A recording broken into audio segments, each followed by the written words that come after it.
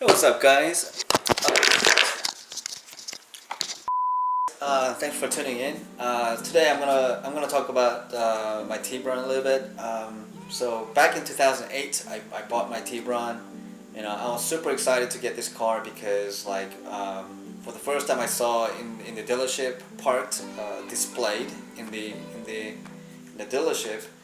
I was actually shocked by how cool it looked. For the look, I think it just beat.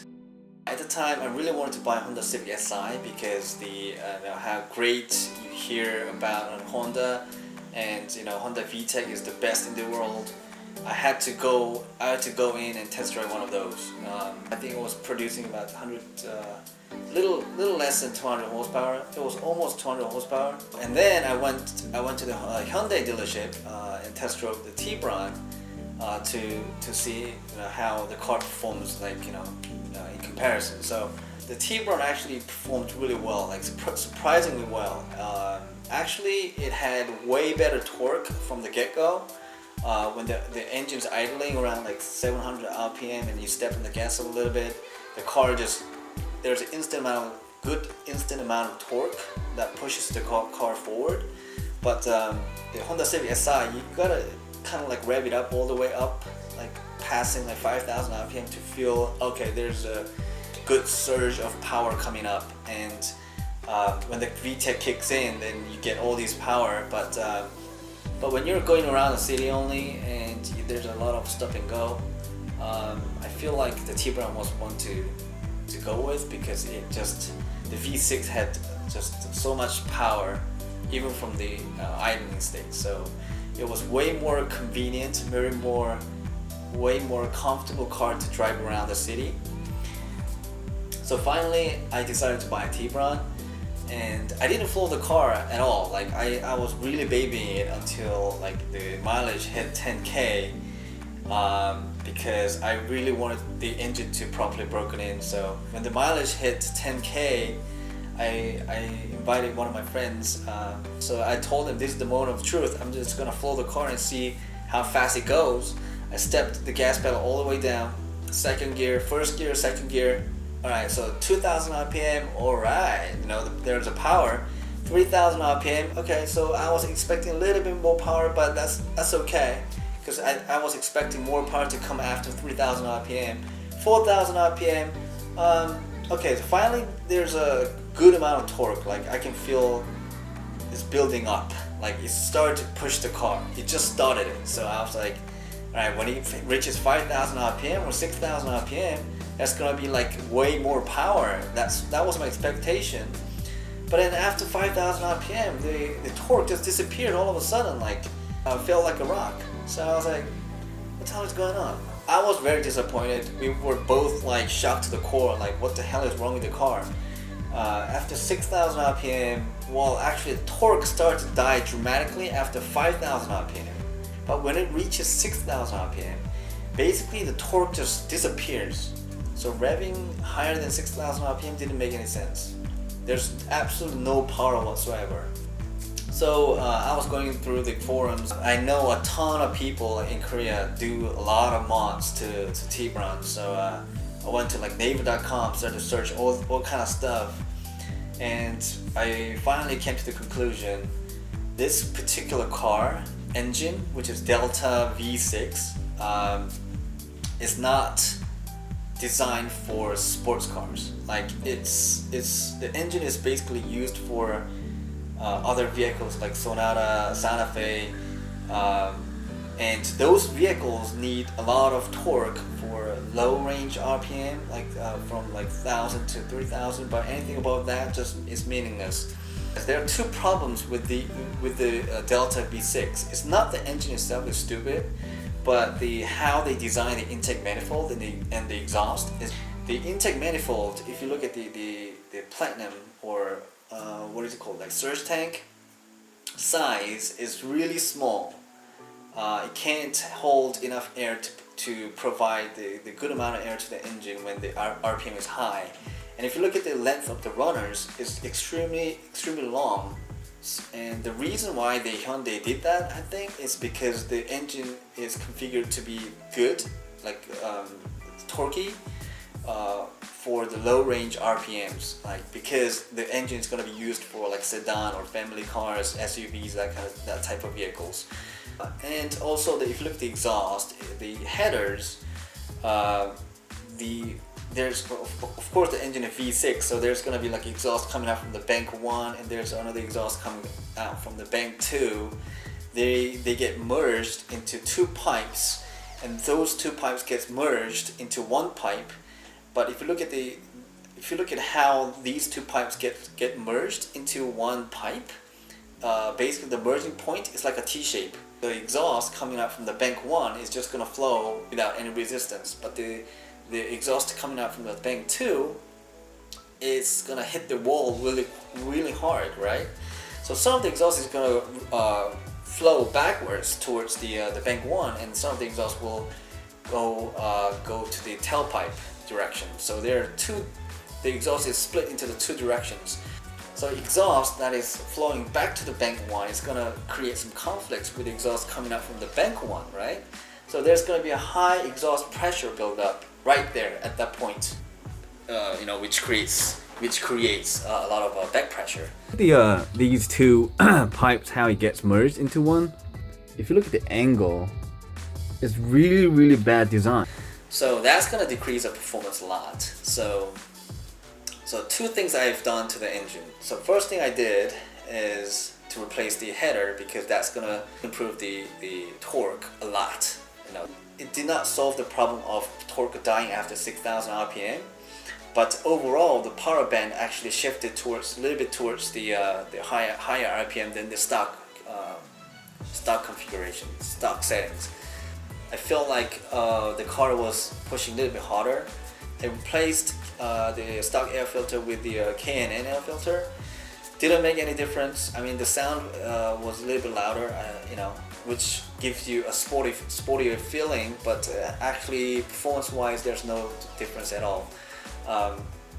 And the second mod I've done, which changed the car engine's characteristics entirely, is the intake manifold. Yeah, if you go to the Korean websites and search for how the Korean people or Korean companies, the tuning shops, the auto shops, they handle. If you look at how they handle all these the mods, they actually create something from the scratch, and I think they know what they're doing, because a lot of Tiburons in Korea can actually hit 200 horsepower at the wheels. And if you look at how they make the intake manifold, they actually try to reuse the OEM parts, but with the different, like complete custom, like the surge tank. So that's something different from the US, because in the US we have only one, well, we have like a couple or 3 maybe, but the main one that most of the people buy the products from is the NGM. And at the time the NGM was making stage 3 and 4 intake manifolds. Stage 3 is just basically the OEM intake manifold with it ported inside, everything smoothed out.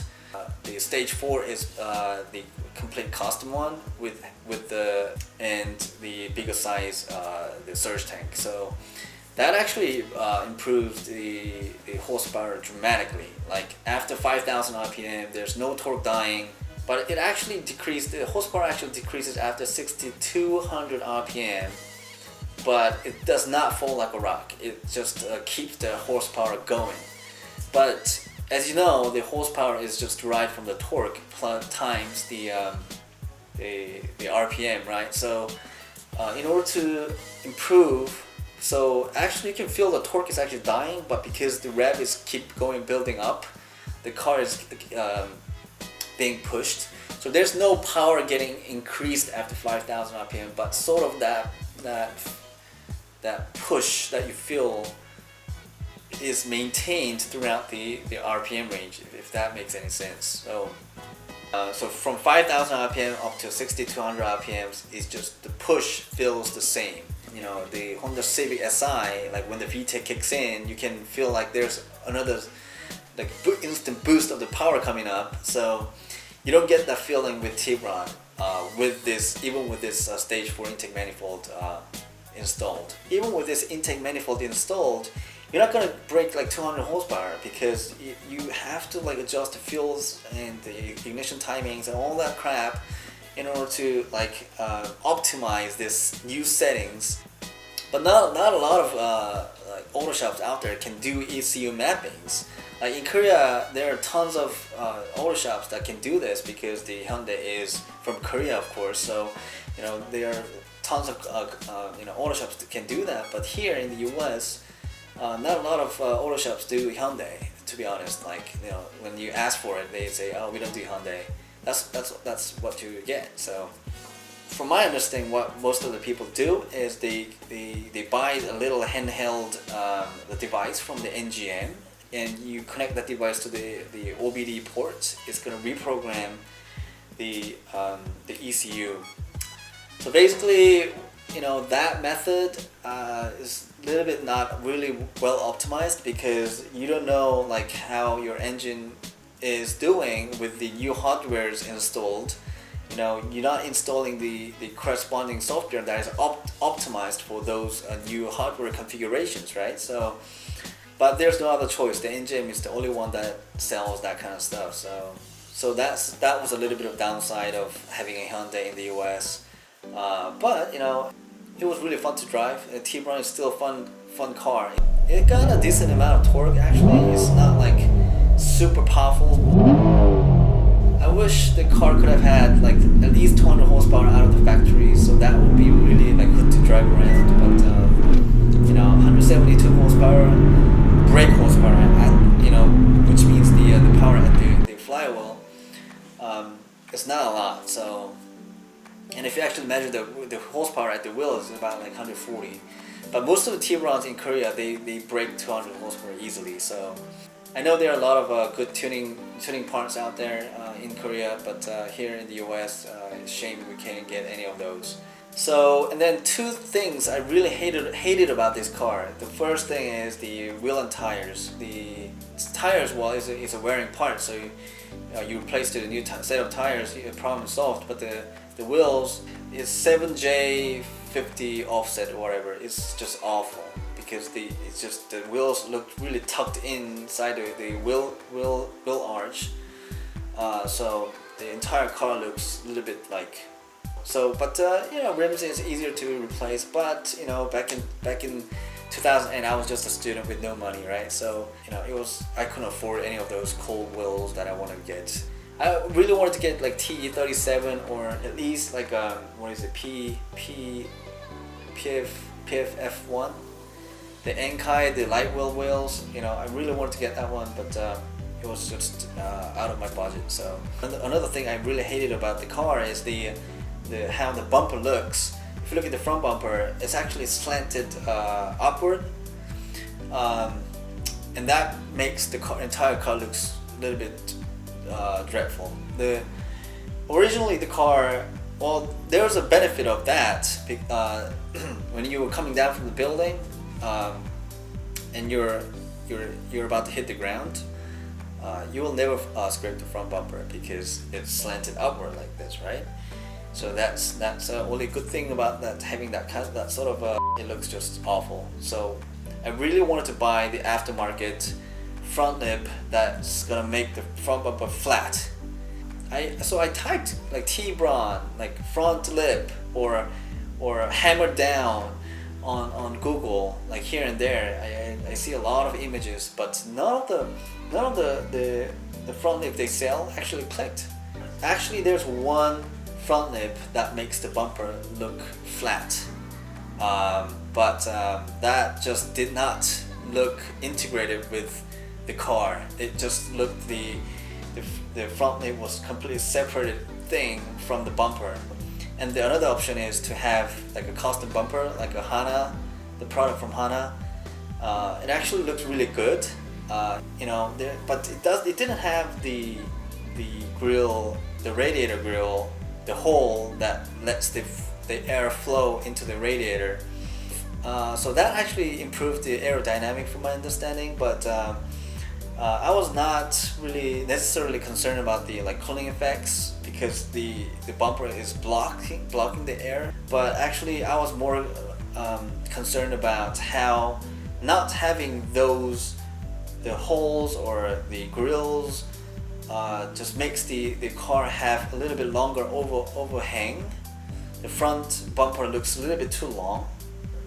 So I really wanted to keep the original bumper, but have just something that I can attach on the bottom that looks the bumper flat.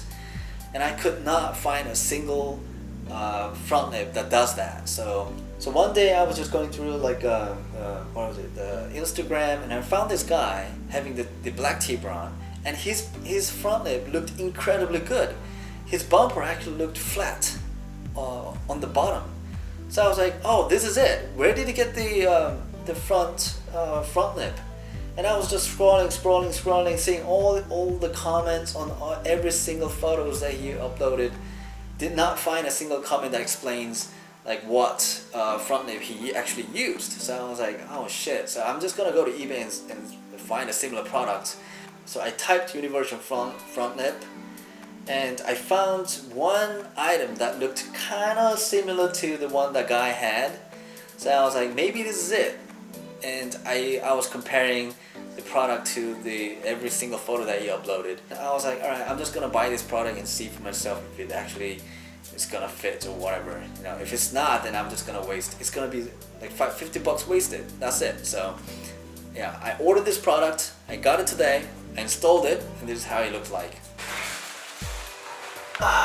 네, 이제 여기 이 부분만 내일 이제 일직선으로 이렇게 쫙 자르면은 될 것 같습니다. 네, 그렇게 하면은 이제 여기는 좀 얇고 여기는 두꺼워지는, 이게 평평하게 되겠죠. 여기가 어차피 이렇게 올라가니까 네, 여기를 이제 낮게 짧게 잘라줌으로 해서 여기는 평평하다가 밑으로 내려가는, 이렇게 돼 있는 거를 이제 이렇게 맞춰주는 거죠.